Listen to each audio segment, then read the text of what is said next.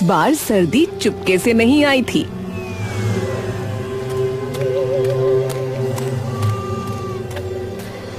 आसमान से बर्फ ऐसे गिरी।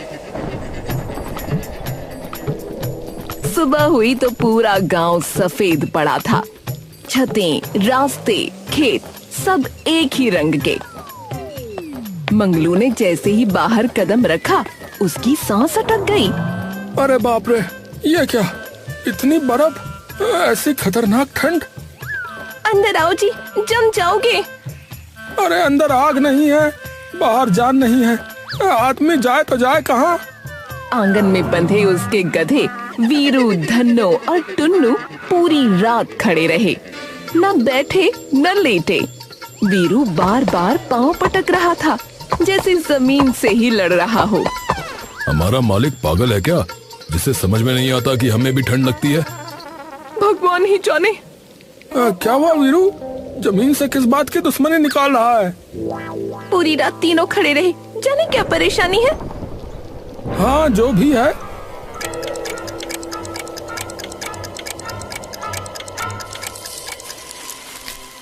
मंगलू ने उन्हें कुछ खिलाना चाहा तो उन्होंने मुंह मोड़ लिया। अरे भूख से पहले ठंड का कुछ करो मालिक। अरे कोई फायदा नहीं, हमारा मालिक हमारी बात नहीं समझ सकता रे। अरे खाओगे नहीं तो बोझा कैसे ढोगे रे? कहीं ये बीमार तो नहीं? अरे नहीं नहीं, बीमार तो नहीं है, बिल्कुल तंदुरुस्त ही लग रहे हैं। ऐसे चला तो घर में पैसे कैसे आएंगे? अरे पहले ठंड जान ले, फिर ये गधे। तभी गांव में ढिंढोरे की आवाज गूंजी। सुनो सुनो सुनो, डब्लू जी के घर पर हीटर है, जो चाहे उसकी गर्मी ले सकता है, मात्र 10 रुपए में, 10 रुपए में, 10 रुपए में। सुनो सुनो सुनो। हीटर? शायद इस बार कुछ राहत मिले ठंड से। लेकिन 10 रुपए, चलो खैर जाकर देखूंगा। हाँ। फिलहाल उस वक्त मंगलू ने घर के बीचों बीच मिट्टी की अंगीठी जलाई। सूखी लकड़ियां सुलगते ही ऐसे चटकने लगीं, जैसे ठंड से लड़ रही हों। आग की लपटें उठीं तो पहली बार लगा कि जान में जान आई। ठंड तो इस बार लगता है जान ले जाएगी। अरे अरे, शुभ शुभ बोलो जी। दोनों हाथ फैलाकर आग सेंकने लगी। सांसों के साथ भाप निकल रही थी, मगर अब दोनों को थोड़ी राहत मिली थी। हाय, लगता है जैसे हड्डियों में दोबारा खून दौड़ने लगा हो। अरे आग भी आज बड़ी मेहनत कर रही है जलने के लिए। हाय, काश थोड़ी देर को ही सही धूप निकल आए। हाँ, ये सही कहा तूने। तभी बाहर से वीरू, धन्नो और टुन्नू की जोरदार आवाज गूंजी। ऐसी आवाज जिसमें भूख भी थी, ठंड भी और शिकायत भी। सुन रहे हो, गधों को भी ठंड लग रही होगी। अरे अरे, पहले हम बच जाएं, फिर उन्हें देखेंगे। अरे लेकिन। अरे अभी नहीं, अरे बैठी रहो आराम से। आग के इस छोटे से घेरे में 2 लोग बच गए, पर बाहर पूरा आंगन ठंड के हवाले रह गया। बाहर बेचारे तीनों गधे कांप रहे थे। पुआल गीला था, रात की बर्फ से भीगा हुआ। हवा सीधे अंदर घुस रही थी। अगर ऐसे ही ठंड रही तो हम जम जाएंगे। अरे ये धन्नो क्यों चिल्ला रही है? अपना मालिक बहरा भी है और बेवकूफ भी।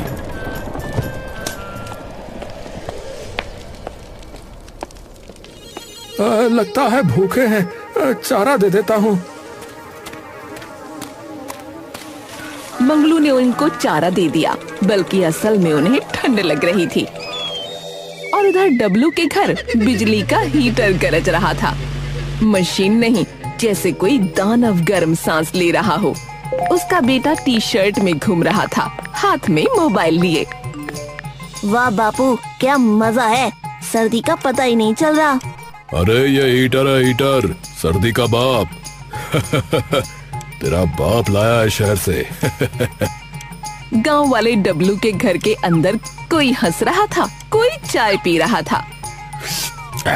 अरे कसम से डब्लू, तू तो राजा निकला रे। अरे हमारे घर कश्मीर है और तेरा कन्याकुमारी। अरे आ जाओ, सब आ जाओ, सब मजे लो हीटर के, गर्मा गर्म हीटर। बस वापसी में 10 रुपए रखते जाना भैया, 10 रुपए 10 रुपए। सरपंच बीच में खड़ा फोटो खिंचवा रहा था। हीटर की गर्मी चेहरे पर, कैमरे की रोशनी आंखों में। अब फोटो ठीक आनी चाहिए, दिखना चाहिए कि हम जनता के साथ खड़े हैं। थोड़ा मुस्कुराइए सरपंच जी। हाँ, थोड़ा और मुंह मुंह मुंह। हाँ हाँ, थोड़ा दांत दिखाइए। मंगलू भी वहीं पहुंच गया। हाथ जम चुके थे, कपड़े सीलन मार रहे थे।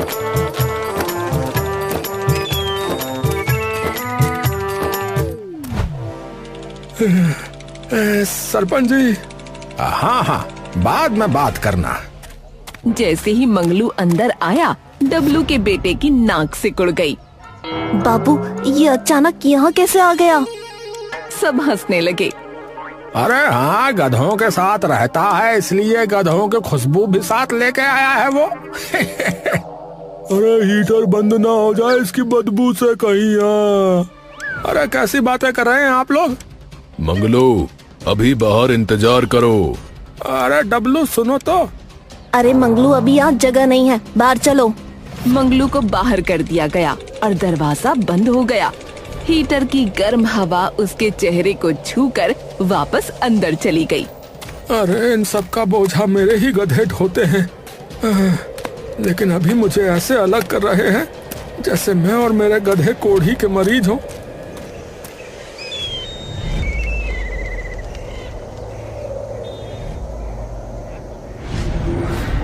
वहीं गांव का एक पागल लड़का बबलू मंगलू के गधों की हालत भांप चुका था। उसने अफवाह उड़ाना शुरू कर दी। ए सुना है मंगलू के गधे मरने वाले हैं। सच? अरे हाँ, तभी तो आजकल उन्हें लेकर बाहर नहीं निकल रहा है। मुझे लगता है गधा बहुत बीमार है। हैं? अरे ये तो गड़बड़ है भैया, अब बोझा ढोने के लिए कोई और ढूंढना पड़ेगा। अरे ये तो पागल है, इसकी बात ना मानो। अरे पर कह तो सजी रहा है। तुमने देखा नहीं कैसे मंगलू अपने गधों को खुले में रख के छोड़ता है? बीमार तो होंगे ही। हाँ वही तो। डर फैल गया।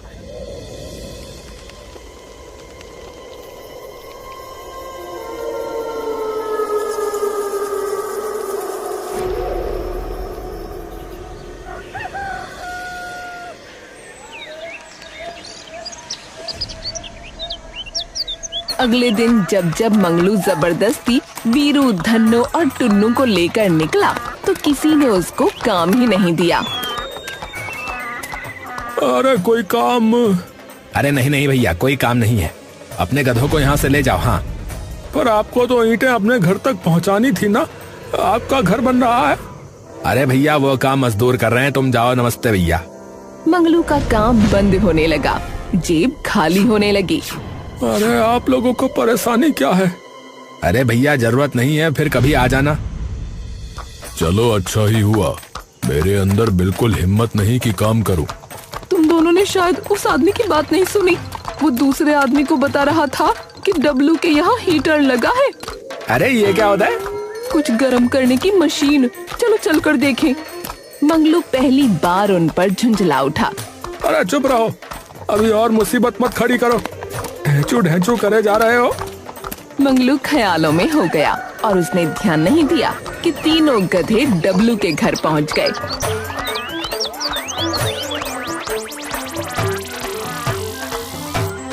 वहाँ हड़कंप मच गया। अरे अरे ये गधे कहाँ से आ गए मेरे घर में? अरे अरे ये तो मंगलू के गधे हैं भैया, मंगलू के। एक इंसान को हमसे दिक्कत क्या है? जरा सी गर्मी हमें मिल जाएगी तो इनके बाप का कुछ चला जाएगा क्या? फौरन मंगलू को बुलाया गया।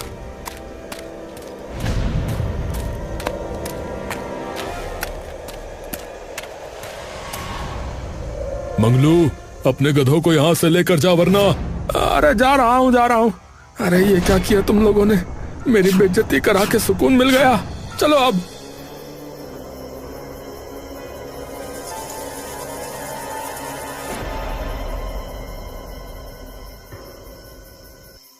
मंगलू का एक तो काम बंद हो गया था, ऊपर से ये होने के बाद उसे और ज्यादा बुरा लग रहा था।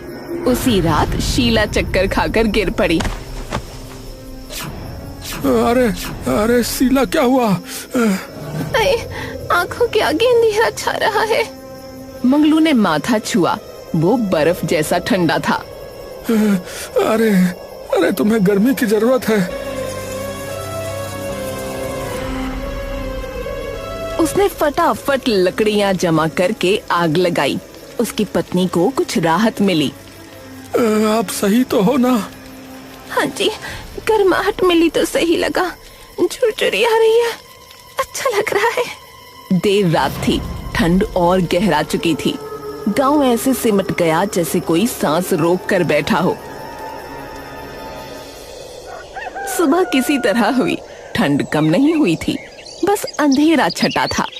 मंगलू डॉक्टर को बुलाने भागा।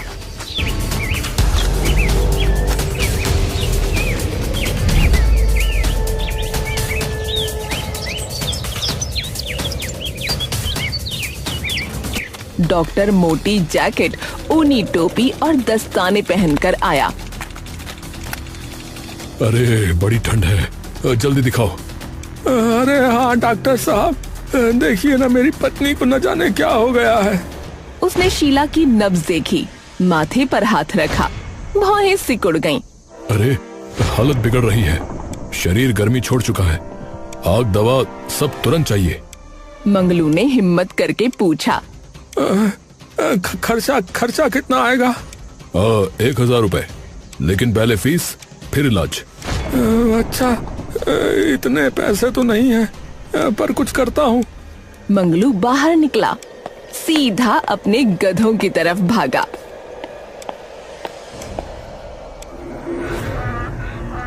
एक को बेच दूं तो मेरी बीवी का इलाज और घर का खर्च सब चल जाएगा। सर्दियां आराम से कट जाएंगी। वो हिसाब लगाने लगा और कहीं खो गया। तभी डॉक्टर ने उसे हिलाया। अरे जल्दी करो, बोलो क्या करना है, ठंड इंतजार नहीं करती। आप इलाज करिए डॉक्टर साहब, पैसे मैं जल्दी ही दे दूंगा। मेरे गधे सरपंच खरीद सकता है, उसी से कहूंगा। हाँ, पैसे हो जाएं तो बुला लेना, मैं ऐसे नहीं कर सकता। ठीक है।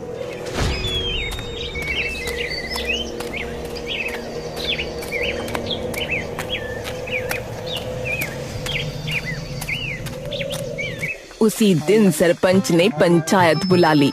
नाम रखा गया सर्दी से बचाओ। मंच सजा, बैनर लगा, कैमरे चमके। डब्लू सबसे आगे बैठा था, हीटर के पास। सरपंच वहीं था, इसलिए मंगलू भी वहीं पहुंच गया बात लेने। भाई, आजकल ठंड बहुत ज्यादा है कि नहीं? ठंड तो है, लेकिन हम तैयार हैं। सरपंच जी, मेरी बीवी, वो मेरे गधे, अगर आप... अरे पहले इंसानों को बचाना जरूरी है, जानवर बाद में। अरे मैं अपनी पत्नी की ही बात कर रहा हूँ, मेरी बात तो... पर तालियां बज गईं, सब बोलने लगे और मंगलू की बात कट गई। अरे सही कहा, इंसान नहीं बचेंगे तो क्या बचेगा है? सब खत्म हो जाएगा। हाँ भैया, इंसान पहले होते, इंसान प्रथम। मंगलू को लगा किसी ने उसके मुंह पर तमाचा मारा हो। उसने पीछे देखा, डब्लू के घर का हीटर धुआं छोड़ रहा था। पंचायत खत्म हुई, पर उसकी बात न सुनी गई। वो घर लौट आया।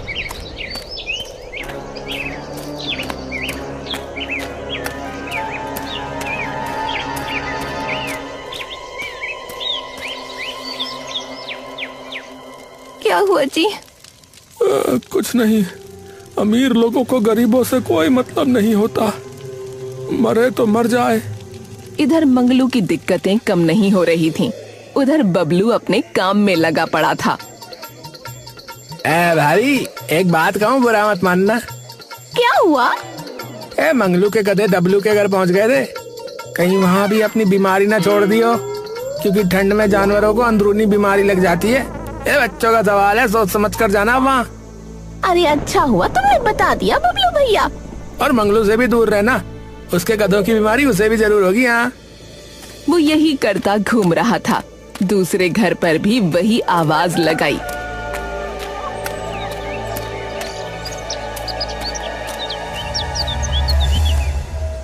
ए भाई, मंगलू को अपने बच्चों से दूर रखना। अब क्या हुआ? वही जो पहले कहा था, मंगलू का गधा मरने की कगार पे है, उसे फिक्र तक नहीं है। मरियल गधों से जबरदस्ती काम कराने में लगा है। ये तो तुमने सही बात कही भाई। डर अब लोगों के दिमाग में घुस चुका था।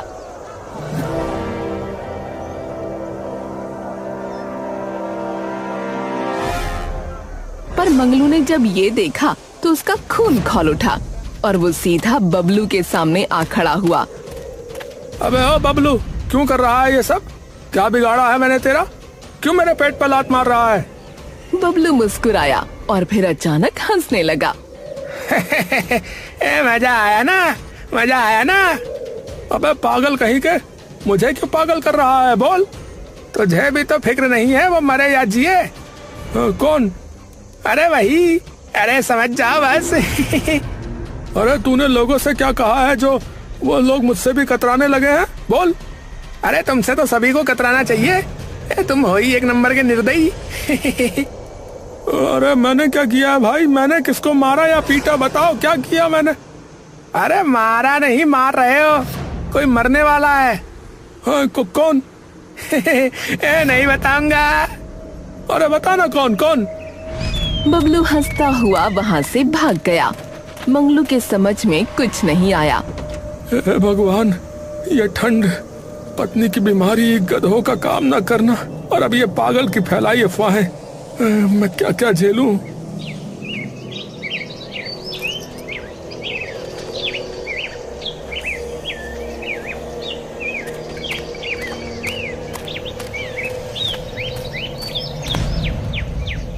वो जब घर लौटा तो वीरू, धन्नू और टुन्नू रो रहे थे। अरे अरे क्या हुआ? तुम लोग क्यों रो रहे हो भाई? अरे क्या फायदा है पूछने का, हम बताएंगे तो तुम्हें समझ में नहीं आएगा। हमें इतनी ठंड लग रही है कि लगता है मर जाएंगे, पर तुमसे कहने का क्या है फायदा? अरे मत बोलो भाई, उसको ढैंचू ढैंचू सुनाई देगा। चुप हो जाओ और मरने का इंतजार करो। रात फिर आ गई, इस बार और ज्यादा ठंडी।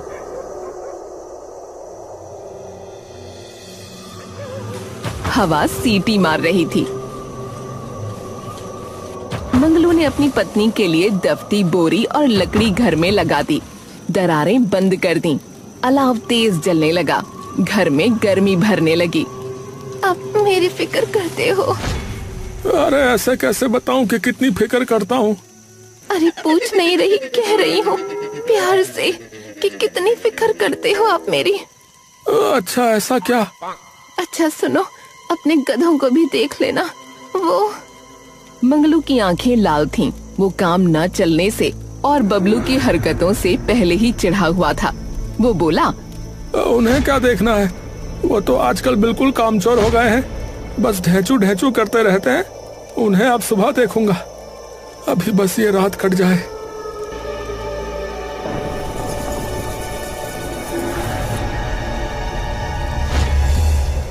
वो आग के पास सो गया। घर में गर्मी थी, पर बाहर वीरू, धन्नो और टुन्नू कांप रहे थे। मुझे ऐसा क्यों लग रहा है जैसे कोई अनहोनी होने वाली है? अरे इतनी सर्दी पड़ रही है, काम नहीं हो पा रहा है। तुम बीमार हो और मेरा दिमाग काम नहीं कर रहा है। इससे ज्यादा क्या अनहोनी होगी? इसके बाद तो दुनिया ही खत्म हो सकती है बस। नहीं जी, आप समझ नहीं रहे हो। मैं ही कह रही हूँ कि अरे सुबह समझूंगा, अभी सो जाओ। पर उसे नहीं पता था कि सुबह क्या होने वाला है।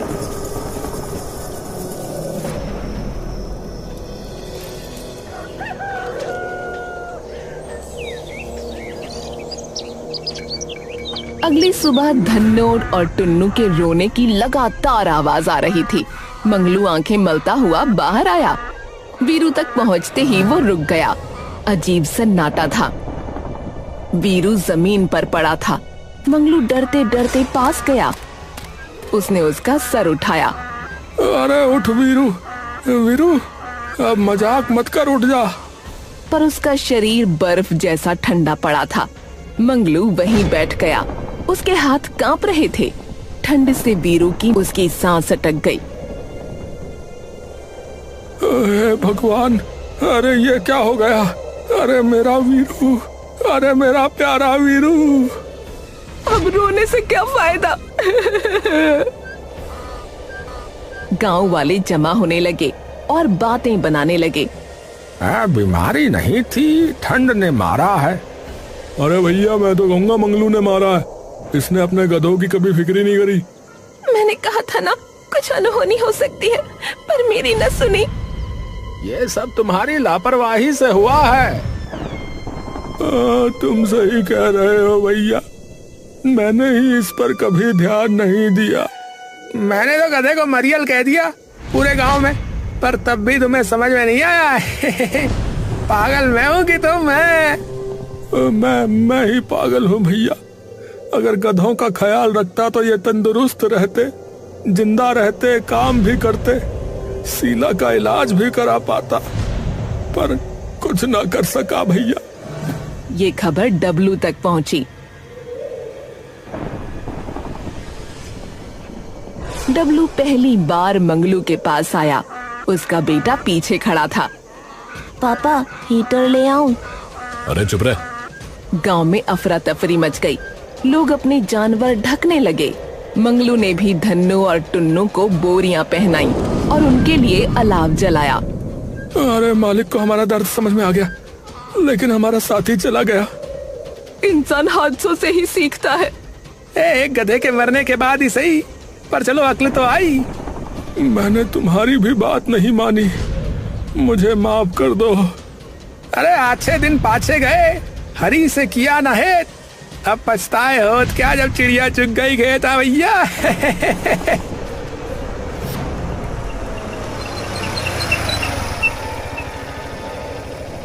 तभी गांव के जानवरों का डॉक्टर वहां आया, जिसे बबलू बुलाकर लाया था। हटिए, सब पीछे हटिए, मुझे गधे को चेक करने दीजिए। अरे अब क्या ही जिंदा बचा होगा ये तो कब का निकल लिया होगा। ये जालिम ठंड में भला कैसे बचेगा? 1 मिनट। अरे अभी इसकी पल्स चल रही है। ये हाइपोथर्मिया के कारण बेहोश हुआ है। मैं इसके शरीर की गर्मी के लिए कुछ इंजेक्शन दे रहा हूं और आप लोग इसके आसपास आग का बंदोबस्त करो और इसके नीचे गद्दे वगैरह डालो। सभी लोग खुश हो गए। मेरा वीरू बच गया। अरे ये ठीक है, मरा नहीं। अरे आपका लाख लाख शुक्र है भगवान, आपका लाख लाख धन्यवाद। जल्दी से वीरू के नीचे गद्दा बिछा दिया गया और आसपास अलाव जलाया गया। डॉक्टर ने इंजेक्शन लगाकर कुछ दवाइयां मंगलू को दी। इसे आधे घंटे तक होश आ जाएगा, लेकिन आप लोग बताए अनुसार इसे दवाइयां दे दीजिएगा। और हाँ, बबलू को सब पगला समझते हैं, लेकिन असल में वो एक अच्छा इंसान निकला, क्योंकि उसके अंदर जानवरों के लिए भी संवेदनाएं हैं। अरे बबलू भाई, आपका लाख लाख शुक्र है जो आपने हमारे वीरू को बचा लिया। मेरा तो रो रो कर बुरा हाल है, रात से गला दर्द कर रहा है। अरे टुन्नू, शुक्र है कि हमारा साथी बच गया। जरा पानी वाली बाल्टी खिसकाना इधर।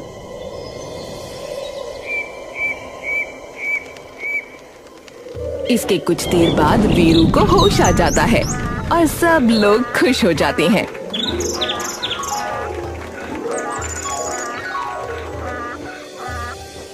इंसान अपनी ठंड से लड़ते लड़ते भूल जाता है कि जिन जानवरों से उसका पेट भरता है, रोजी रोटी चलती है, हमें अपने पालतू जानवरों को और जहाँ तक संभव हो सके हर तरीके से पशु और पक्षियों का एक जिम्मेदार नागरिक की तरह ध्यान और ख्याल रखना चाहिए।